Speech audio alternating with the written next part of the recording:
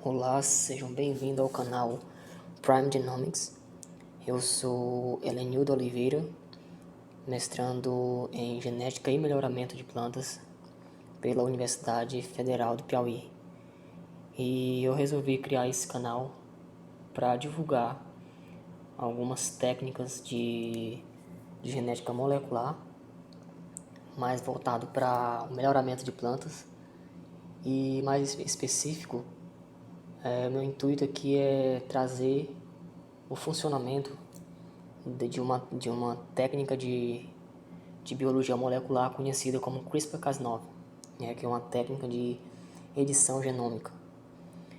Então eu quero trazer, primeiramente, nessa primeira parte, os princípios básicos de como é que funciona a técnica e para depois, em aulas posteriores, essa vai ser a primeira aula.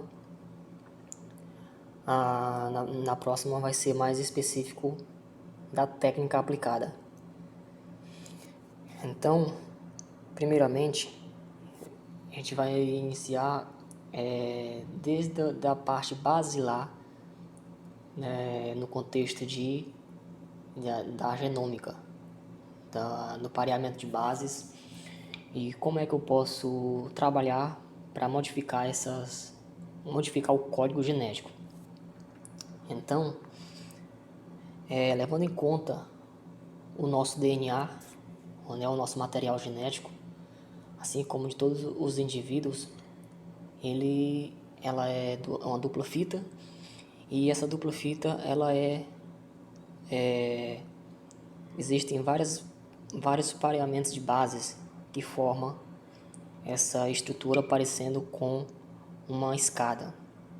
Então, se fôssemos pegar cada uma dessas letras, o código genético ele é composto por 4 letras específicos: adenina, a guanina, a citosina e a timina.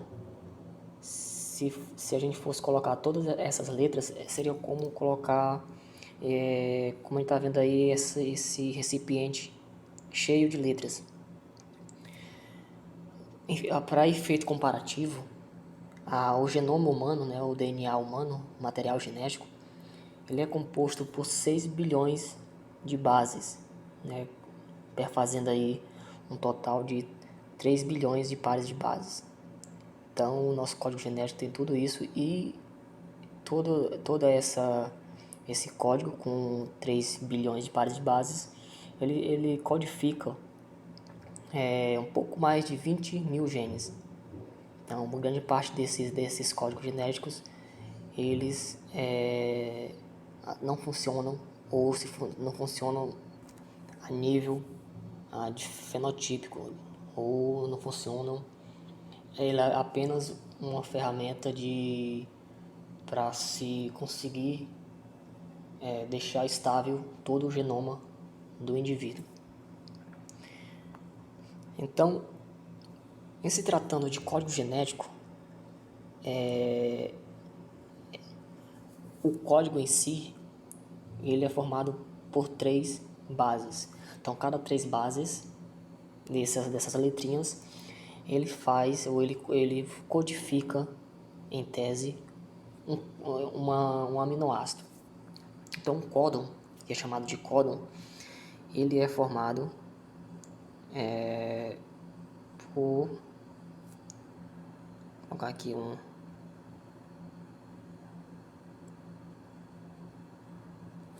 ele é formado por 3 bases. Então, digamos que seja um A, um T, um A e um C. Isso é chamado de códon e ele vai codificar um aminoácido. Também poderia ter um outro códon, onde digamos um CAT, e assim sucessivamente. Então, a cada 3 pares de base forma-se um códon, e esse códon ele codifica um aminoácido, que por sua vez esse aminoácido ele vai se juntar a outros e formar uma cadeia polipeptídica.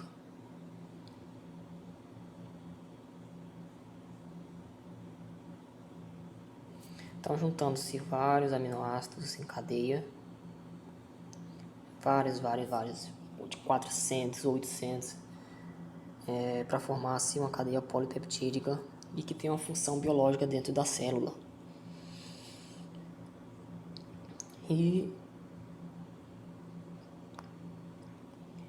ela pode formar uma proteína, uma sequência de aminoácidos pode formar uma proteína, ou apenas alguma enzima ou algum produto gênico que realiza uma função biológica dentro da célula, não necessariamente uma proteína. Então, digamos que aqui temos um cromossomo que armazena essa diversidade de código genético nessa fita dupla. É isso que armazena essa fita, totalmente enrolada. E digamos que a gente queira ver, a gente dá um zoom nessa parte que está o quadrado vermelho, para ver a nível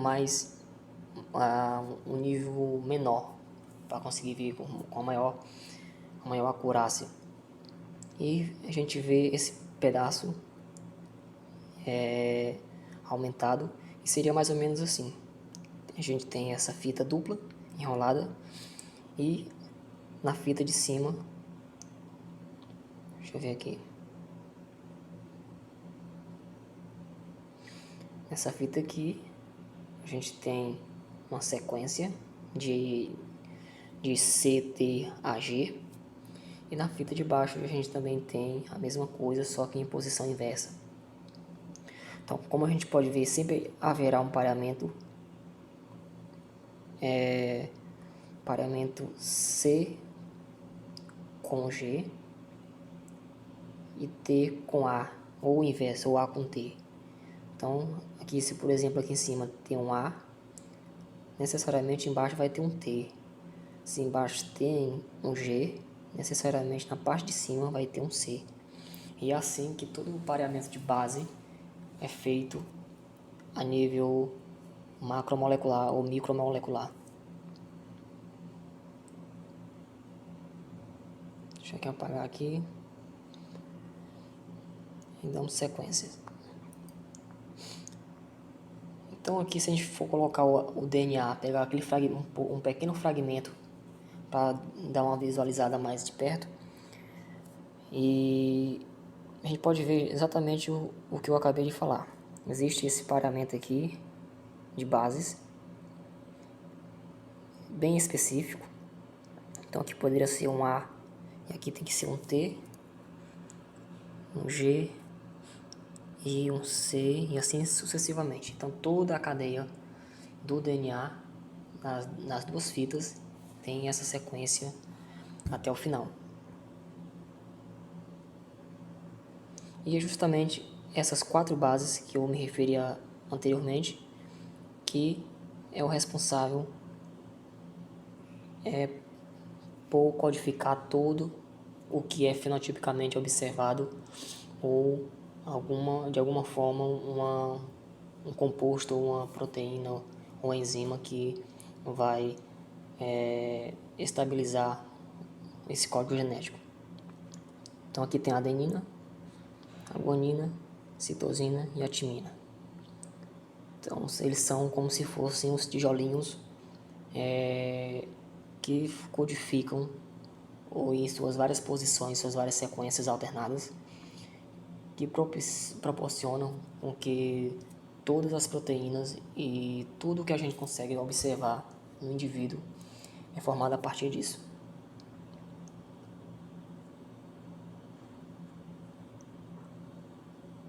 Vou apagar aqui. Então, se a gente for pensar da seguinte forma, colocar aquela fita de DNA em uma posição linearizada e observar como que realmente existe essa associação entre códons e aminoácidos. Então, como eu falei, são 3 bases, e cada base vai formar um códon, e um códon ele vai produzir um aminoácido. Então digamos que esse códon aqui, esse e esse, ele vai produzir, cada um vai produzir um aminoácido. Então a gente vai codificar esse aminoácido com uma bolinha, com bolinhas coloridas. Digamos que esse aminoácido 1, ele tem a bolinha azul, o aminoácido 2, vermelha, e assim sucessivamente até ao longo da cadeia, que no caso toda essa cadeia de bases seria aqui na hipótese um gene que codifica uma proteína. E assim seria codificado todos os aminoácidos. E digamos que esses aminoácidos eles sejam montados um a um, montados em uma estrutura polipeptídica para formar uma proteína com a função biológica. Tudo bem, até aí tudo bem. Então cada códon codifica o aminoácido, e o aminoácido juntando forma uma cadeia polipeptídica. Então continuando aqui. Agora digamos que ao invés de produzir aquela sequência aqui de um aminoácido azul, vermelho, com 2 verdes e um azul, há uma modificação nas letras, no código que eu iria produzir, e ao invés de eu produzir na cadeia final um aminoácido verde e um azul, eu produzo 2 vermelhos. Então a minha proteína, a minha mensagem, que era para produzir uma proteína com determinada coloração, com determinada quantidade de aminoácido, com a determinada cor, aqui só para visualizar, eu modifiquei essa mensagem. Então eu modifiquei os 2 últimos aminoácidos. Então a proteína, ao invés de ter essa configuração, ela vai modificar esses 2 aqui. Então eu teria aqui 2 verdes, e com a modificação da mensagem do gene, eu modifiquei e produzi 2 aminoácidos vermelhos. Então eu modifiquei a proteína. A proteína tinha uma função, e eu modificando o código, aquelas letrinhas, eu consegui modificar todo o gene. Às vezes essa modificação ela consegue ser parcial, ou seja, a proteína vai ter uma função, digamos, 80%, ou ela pode ser totalmente, que a gente chama de knockout. O knockout de uma proteína ou de um gene. No caso de um gene, ele vai perder a função biológica dentro da célula. E isso é muito utilizado na engenharia genômica ou na engenharia genética, para se conseguir algumas características desejáveis dentro do contexto de desenvolvimento de cultivares geneticamente modificados.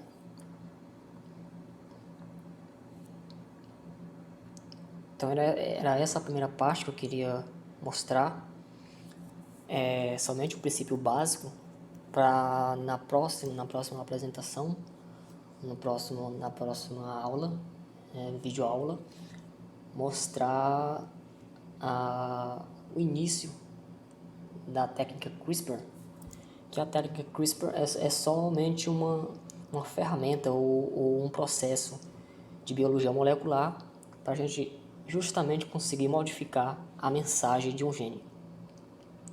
Então o gene vai ter toda aquela sequência que eu mostrei de letras na sua cadeia polipeptídica, na sua fita dupla, e a engenharia genética, aqui no contexto de edição genômica, é justamente modificar ou trocar a mensagem codificada em toda essa extensão de letras de A, C, T, G. Então a engenharia genômica, ou a edição genômica, ela se baseia nisso. E é justamente isso que a técnica CRISPR-Cas9, ou o sistema CRISPR-Cas, nas suas várias vertentes, se vale para conseguir editar uma planta. Então, quando se fala em editar a planta, é justamente modificar uma característica ou eliminar, no caso de você for desejar nocautear um gene. Nocautear um gene, você consegue, digamos que inserir um códon de parada. Ao invés de você produzir um aminoácido, você vai parar uma cadeia polipeptídica bem na metade, ou no meio, ou na parte final, depender do seu objetivo. E era isso. e até a próxima videoaula.